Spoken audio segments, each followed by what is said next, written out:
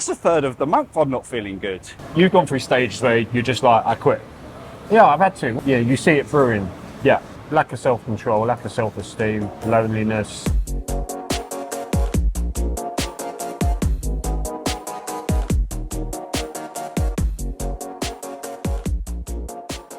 Hello, welcome to Swaddy Crowd. My name is Rob and I quit. Not only is it affecting my physical health, my mental health, my friendships, my relationships, my work. There's so many things that it's affecting. So enough is enough. I quit.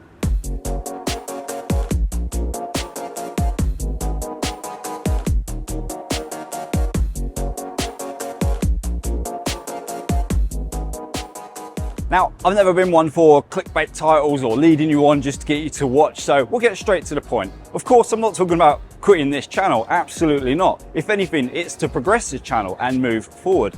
I'm talking about alcohol. Not only do I not take any joy from it anymore, but I find that it's affecting my workflow, my enjoyment in life, my friendships, and like I said, my relationships. And I see signs like this where it says, stop thinking, start drinking. And I kind of think to myself, I would rather stop drinking and start thinking. And just to get things clear, I only drink between 2 to 3 times per month. That's not really the issue whatsoever, although it is with some others. I know people here that drink every day. It's now 10 o'clock in the morning actually, and there's people in the bars, each to their own. That's not my issue. My issue is my physical health and my recovery time. It takes me between 3 to 4 days to get back to 100% of how I felt before I went on my out with my friends. And then when I think about this, doing it 2 to 3 times per month, which doesn't sound much, that's between 8 to 10 days that I'm not feeling 100%. That's a third of the month I'm not feeling good. And that's just not acceptable. Something has to change.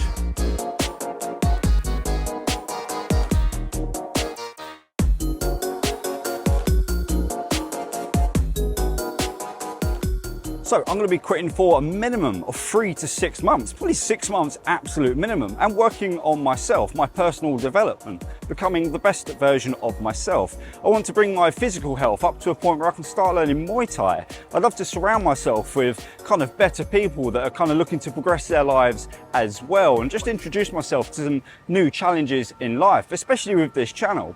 I see the potential of this channel, and I've had some opportunities arise where I think that if I carry on living the life I'm living, trying to have this party lifestyle on top of working as well, it's just not going to work. So like I said, something has to give, and I'm happy to do so. I'm actually in a really good place at the moment. I've never felt so happy, so don't worry about things like that. I'm really, really good.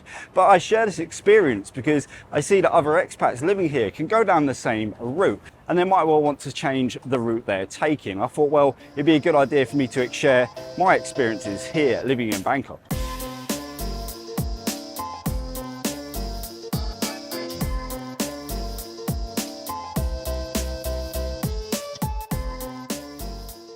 So in a moment, we're going to get a kind of a second opinion, a different perspective on someone who's lived here for a long time and has dealt with, you know, kind of the expat community, alcoholism here, and all sorts of stuff like that. We'll get into that in just a moment. But one of the things that I will miss is the social side. It's literally the only reason I actually come out to have a drink, is just to socialise with friends. And I actually get invited out 7 days a week.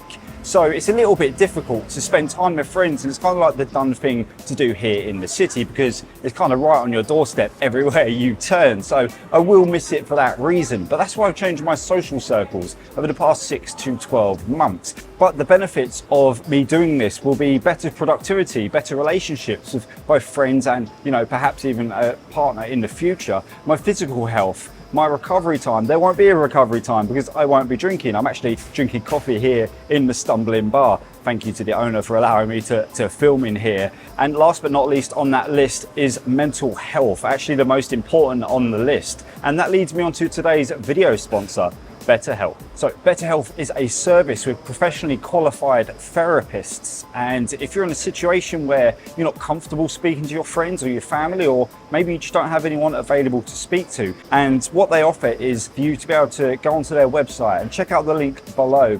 betterhelp.com/projectbangkok. And there you have to fill out a few questions about kind of like your lifestyle and your situation.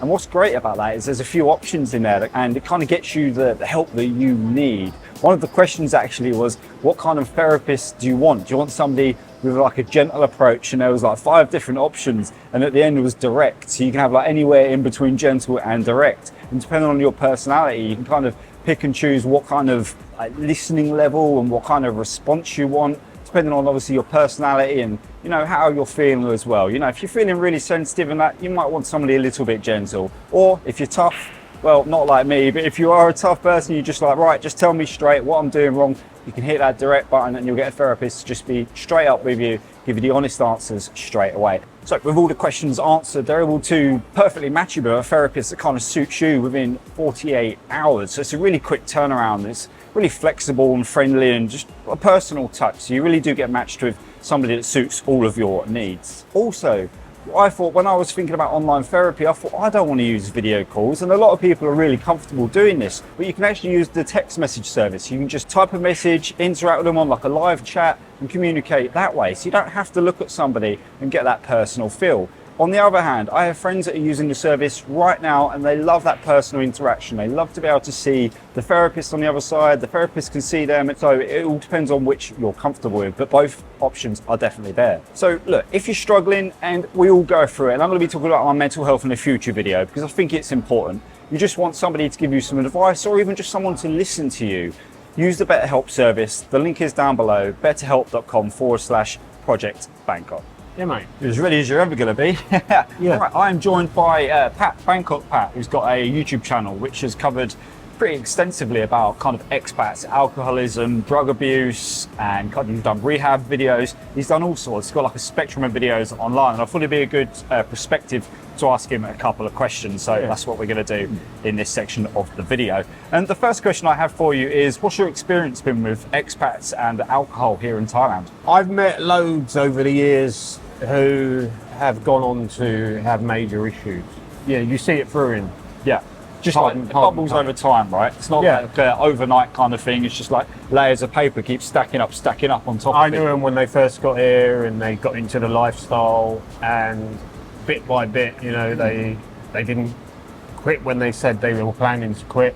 And then, things just escalate. Yeah, absolutely. So it just kind of takes hold of people, and would you say it's more culturally acceptable here to drink? No, but it's the environment, isn't it? Especially if you're coming here, people come here on holidays, they get hammered, they sit in the bars all night partying, and then they're in that mindset when they come and live here. Yeah. Because it's a different world, and they're in that mood. So they probably come here with good intentions, but then once they're here, it just sort of becomes a habit and addiction. Yeah.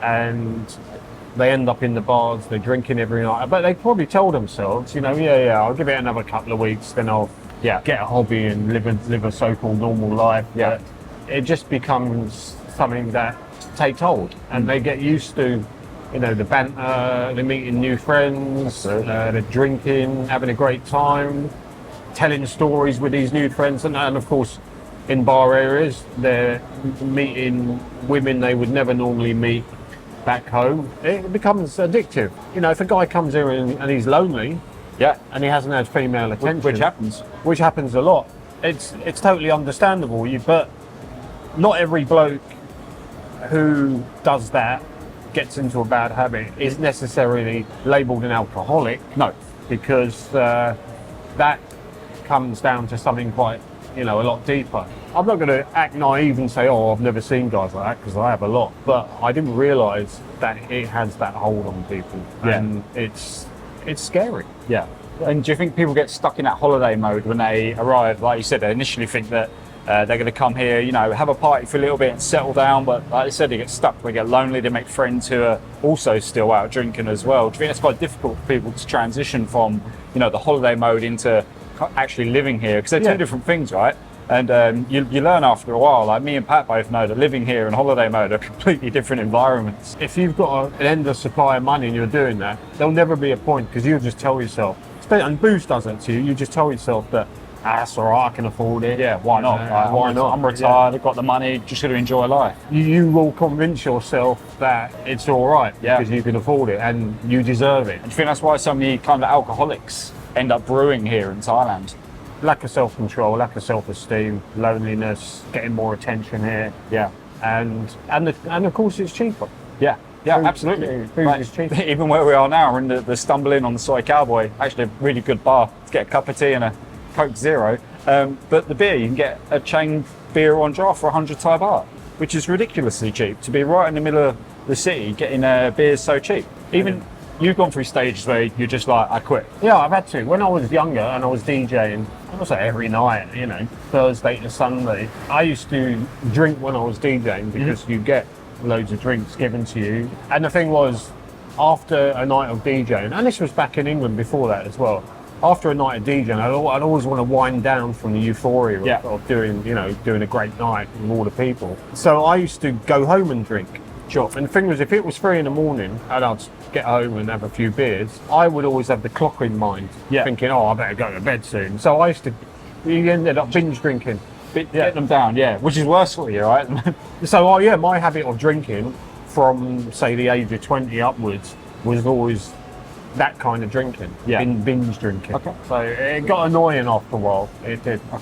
Okay, so what would your advice be for someone who thinks they might be struggling or getting to a point where alcohol might be a problem in their life? The problem with, like I was saying earlier, with being here and being new here, just moved here with a new bunch of friends, is you don't know them well enough. You can't confide in them like you could with your old mates back home. You know?